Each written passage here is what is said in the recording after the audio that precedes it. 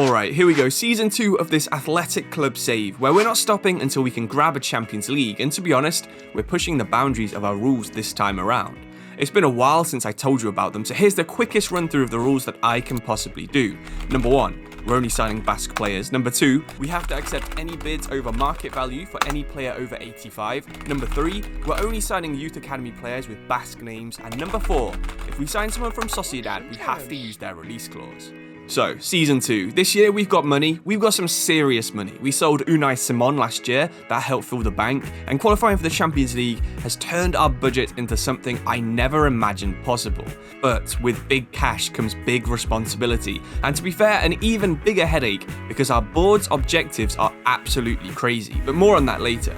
We're also going to be pushing the limits of the Basque policy this year. First up, we're signing Kevin Rodriguez. This guy is French and Portuguese, but while he identifies as Portuguese, he was born in Bayonne in France, which makes him Basque enough for us to use. Welcome to the team, Kevin. And next up, we've also got Ivan Martin, a quality attacking midfielder who signed from Girona.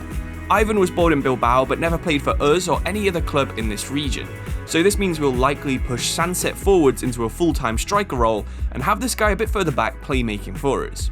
It wouldn't be a proper Bilbao transfer window without some familiar faces returning home, and we're going to be bringing back Kepa and Ika Munye in this window while also adding John Moncayola into the squad. All three of these guys were way too expensive, but they were definitely necessary additions if we want to compete in Europe. Speaking of necessary, let's talk about board objectives, and if we want to keep our job, we need to reach the semi-final of the Cup, we need to win La Liga, and we need to reach the semi-finals of the Champions League. These objectives make sense for a team like Real Madrid or Barcelona, and I think our board just straight up don't like us and want us to go. Anyway, back to transfers.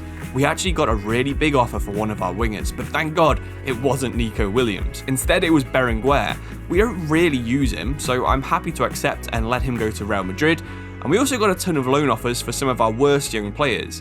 One of them was Giallo, who of course was a super sub last year, but he's going on loan to Roma for 2 years. To replace him, we have one signing that we really want to make, but I'm still unsure if they actually count as Basque, and I'll talk more about him later. Anyway, that is enough transfers for now. Let's talk tactics. We've been using this 4-4-1-1 for a while, and maybe it is time to experiment with something new and see if we can improve. The 4-4-2 failed us last pre-season, so let's try a diamond version of it instead. I think it's more suited for our team with a defensive midfielder and a playmaker, and we used it in this game against Aston Villa. Honestly, it's probably not suited to playing against good teams. We had almost no possession and switched back to the 4-4-1-1 to get a bit more control. If we can figure out how to get more players into the midfield, I think it would work against good teams, but I'm not giving up on it just yet. So, in this episode, I'll be playing the first 4 games of the season, and next episode we'll cover the entire Champions League campaign, and the episode after we'll finish the season, see how we did in the league, and see if we're in any kind of cup final.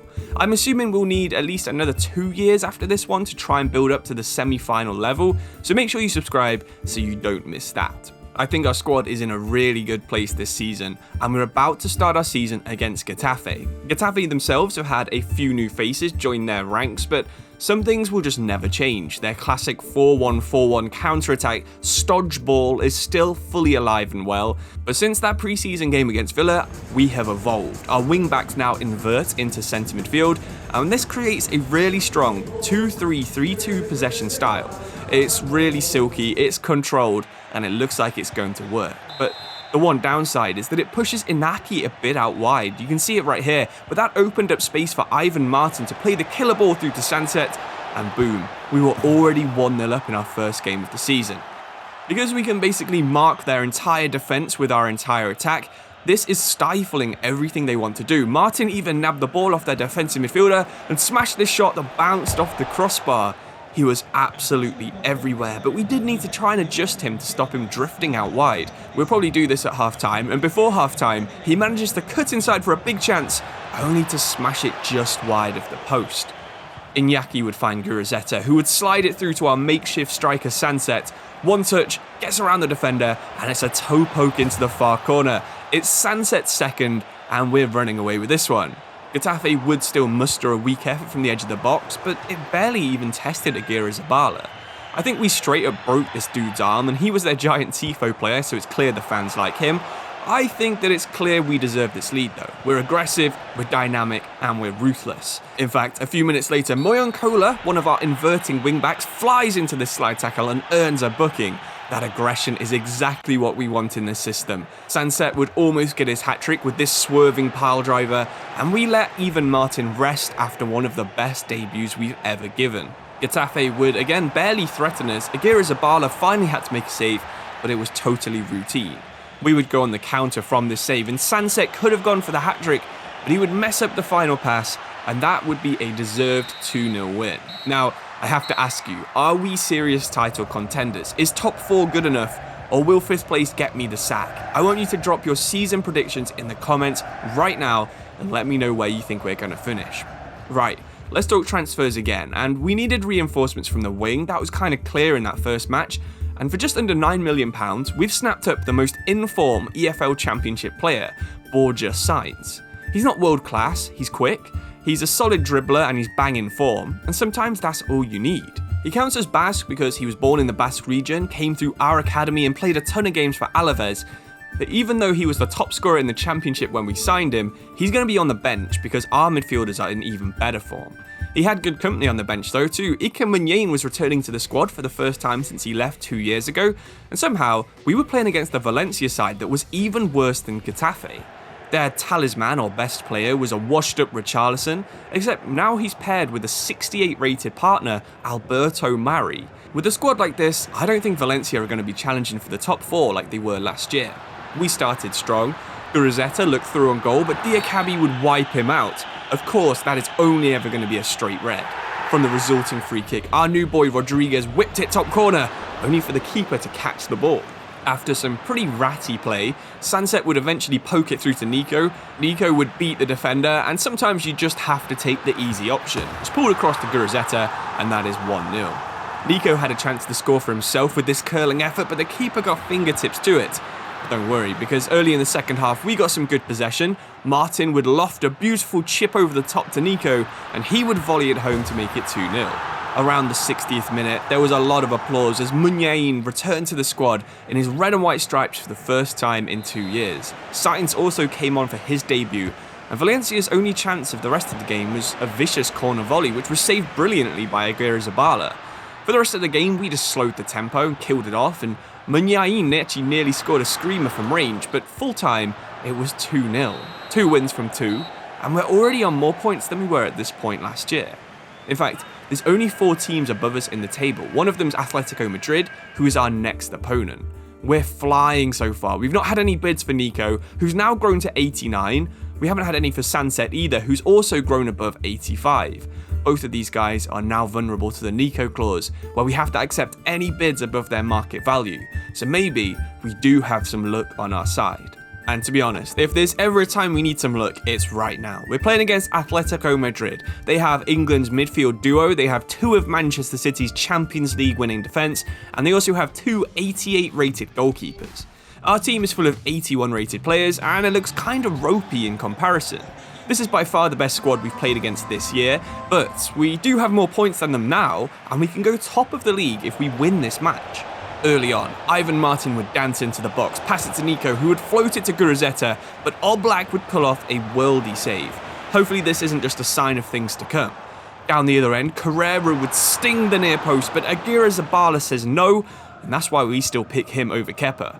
Ruiz de Galarreta would win a header in midfield. Nico would pick it up. He would breeze past Conor Gallagher. He would throw it to Martin, who slides in Sunset into the box, and Sunset would poke it home. No one was expecting us to take the lead in this one, and Atletico would try to respond almost immediately. Carrera again, but Enquiries shuts the door on him. A little bit later, Sainz would have to come on for an injured Iñaki Williams, but straight away he was electric. Then it would go out to Gurazeta. His back heel fed Ivan Martin again, who dribbled into the box. He kept dribbling. He's had a shot, then another, and the rebound would fall to Sunset, but Oblak would save that one too. I was a little bit confused why Atletico was so focused on trying to keep the ball and just keeping the defence solid. I mean, the only chance before the end of the game after that one from Sunset was this long shot from substitute Enquiries. The referee confirmed it, and for the first time, we had beaten one of La Liga's big 3 teams. It didn't matter that they had England's midfield and Man City's defence, because the Basque boys were just straight up better. So, as I teased earlier, it's time for the big transfer. Marco Asencio. Does he technically count as Basque? Well, it is a little bit of a grey area. His dad is from the Basque region, he spent some of his childhood living in Bilbao, and both his grandparents still live in Bilbao, as well as a lot of his family.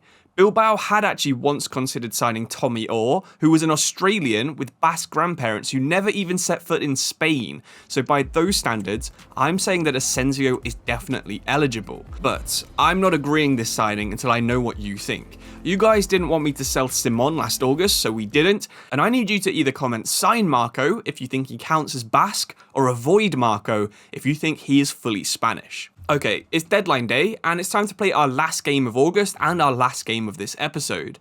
With the Asencio transfer still in the balance, we're facing Levante, and we'll also be without Iñaki Williams for this one. It would have been the perfect time for Asencio to come into the squad and make his debut, but it's also a good opportunity for Serrano to impress, because he's our only other player that can play as a right midfielder. To be honest, this game is a home match against one of the worst teams in the league, so we should definitely be trying to make this 4 wins from 4 games. Let's make our play more fluid than normal, and I think Martin is going to be key. He drives us over the halfway line right here, it's played to Ruiz, then to Serrano, he finds Gurazeta, and then Martin again. Such good football, so why not hit it? He does, but Campos is always going to save that one. We had some more good play, and Ivan Martin would see Nico down the left. His ball is over Gurazeta, who hasn't kept his form from last year, but it falls to Serrano. He tries a volley finesse, it's way too ambitious, and maybe we just need to focus on simplifying our play for the rest of the game. And does it get more efficient than your goalkeeper throwing it straight to your winger? Gurazeta would then play it back to Serrano. His cross was way too deep, but Nico was over there. His header was met perfectly by Sanset, and that was 4 goals in 3 games for the Basque Bellingham. Who knew that moving him forward would have this much of an impact? One man not making an impact was Nico Williams this season, and his injury actually forced us to make a few more changes. One of them was bringing on Unai Gomez, and I think he was maybe a little bit too excited to play because it was less than 3 minutes until he saw red. I wasn't expecting it, but it wasn't the best challenge I've ever made, to be fair. So now it was all about seeing the game out. We wanted to keep our 100% win percentage, but we still wanted to attack. Sainz's cross nearly found Sanset's head again, and a few minutes later, Martin thunderstruck another one onto the crossbar. Thankfully, in the end, the red card didn't actually matter. We got the win, and we're going to enter deadline day a huge 7 points ahead of Real Madrid, 6 ahead of Atletico Madrid, and 5 ahead of Barcelona. What a season this could be, but it would be even better if we could decide what to do with Asencio. Like I said earlier, please leave a comment letting me know what you think I should do. We'll find out if we sign him in the next episode, which will be out in just a couple of days, and we'll also be playing our entire Champions League campaign. But until then, make sure you subscribe so you don't miss it, and if you haven't already watched Season 1, click this playlist to see how we got on when we were playing in the Europa League. Thank you for watching. Appreciate it. I'll see you soon. Cheers and goodbye.